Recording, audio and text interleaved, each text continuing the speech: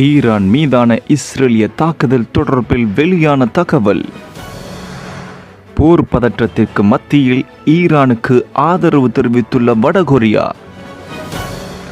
உயர்மட்ட தாக்குதல் விமானங்களை மத்திய கிழக்குக்கு அனுப்பிய அமெரிக்கா.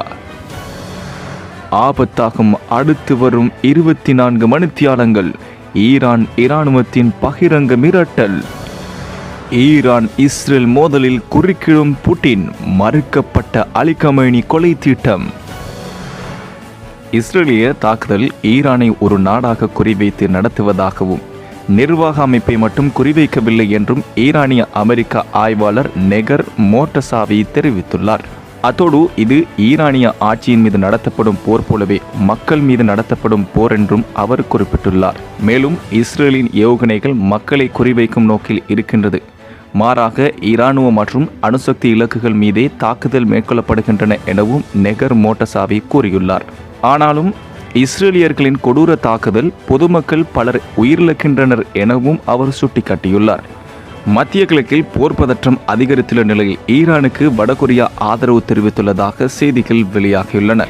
KCNA எனப்படும் வடகொரிய அரசின் கட்டுப்பாட்டில் உள்ள செய்தி நிறுவனம் வெளியிட்ட அறிக்கையில், இன்று உலகம் காணும் நிகழ்வுகள் அமெரிக்கா மற்றும் மேற்கத்திய நாடுகளால் ஆதரிக்கப்பட்டு பாதுகாக்கப்படும் இஸ்ரேல் மத்திய கிழக்கின் அமைதியை பாதித்த புற்றுநோய். ஈரானுக்கு வடகொரியா ஆதரவு என்பதையும் உலகளாவிய அமைதி மற்றும் பாதுகாப்பை அளிப்பதில் முக்கிய குற்றவாளி என்பதையும் தெளிவாக நிரூபிக்கிறது என்று குறிப்பிடப்பட்டுள்ளது.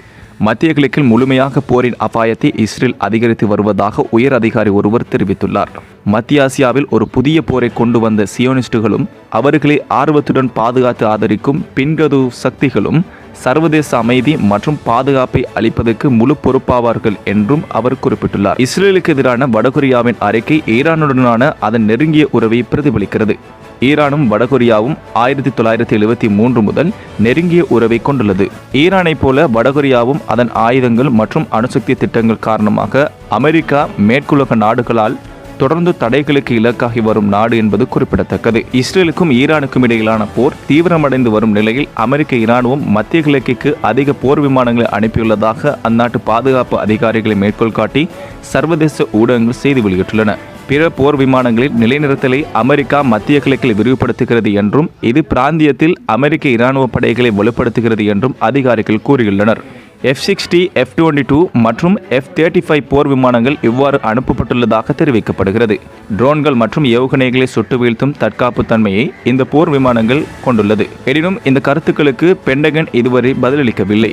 மத்திய கிழக்கு பதட்டங்கள் அதிகரித்து வரும் நிலையில் ஜனாதிபதி டொனால்ட் ட்ரம்பிற்கு விருப்பத்துக்கு அமைய ஐரோப்பாவிற்கு அதிக எண்ணிக்கையிலான டேங்கர் விமானங்களின் நகர்வு மற்றும் மத்திய கிழக்கிற்கு ஒரு விமான தாங்கி கப்பலை அனுப்புவது குறித்து திங்களன்று அமெரிக்காவின் முக்கிய ஊடகம் ஒன்று செய்தி வெளியிட்டுள்ளது.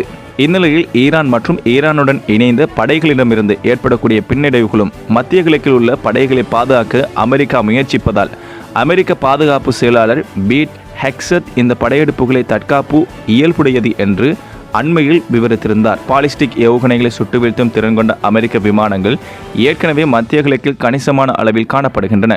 இப்பகுதியில் கிட்டத்தட்ட 40,000 துருப்புக்களை அமெரிக்கா கொண்டுள்ளது. இதில் வான் பாதுகாப்பு அமைப்புகள், போர் விமானங்கள் மற்றும் எதிரி ஏவுகணைகளை கண்டறிந்து சுட்டு வீழ்த்தக்கூடிய போர்க்கப்பல்கள் காணப்படுகின்றமை என்பதும் குறிப்பிடத்தக்கது. இஸ்ரேல் இதுவரை 400 ஏவுகணைகளை ஈரான் மீது ஏவியுள்ளது என்பதும் அழிவுகள் பற்றியுமே வெளியில் காட்டப்படுகின்றதே தவிர இராணுவம் சார்ந்த எந்த தகவல்களும் வெளியிடப்படவில்லை என்று கனேடிய அரசியல் ஆய்வாளர் நேரி குணரட்னம் தெரிவித்தார்.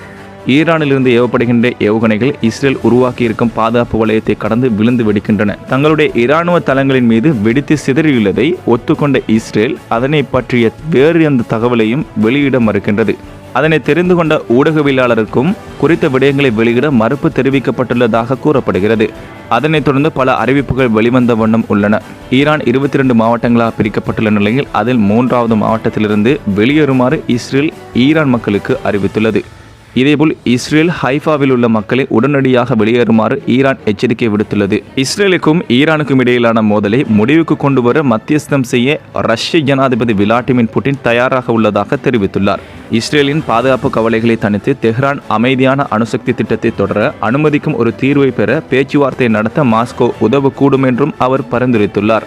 சர்வதேச செய்தி நிறுவனங்களின் மூத்த செய்தி தலைவர்களிடம் பேசிய புட்டின், இது ஒரு நுட்பமான பிரச்சினை, இது தொடர்பில் என் பார்வையில் ஒரு தீர்வை காணலாம். இஸ்ரேல் ஈரானின் உயர் தலைவர் அயத்துல்லா அலி கமானியை கொண்டால் ரஷ்யா எவ்வாறு எதிர்வினையாற்றும் என்று கேள்வி எழுப்பிய போது புட்டின் பதிலளிக்க மறுத்து அத்தகைய சாத்தியக்கூறு பற்றி விவாதிக்க கூட நான் விரும்பவில்லை என்று தெரிவித்துள்ளார். மேலும் மாஸ்கோவின் திட்டங்களை ஈரான், இஸ்ரேல் மற்றும் அமெரிக்காவுடன் பகிர்ந்து கொண்டதாகவும் புட்டின் குறிப்பிட்டுள்ளார். நாங்கள் யார் மீதும் எதையும் திணிக்கவில்லை. சூழ்நிலையிலிருந்து ஒரு சாத்தியமான வழியை நாங்கள் எவ்வாறு காண்கிறோம் என்பதை பற்றி மட்டுமே நாங்கள் பேசுகிறோம். ஆனால் முடிவு நிச்சயமாக இந்த அனைத்து நாடுகளின் அரசியல் தலைமையை பொறுத்தது.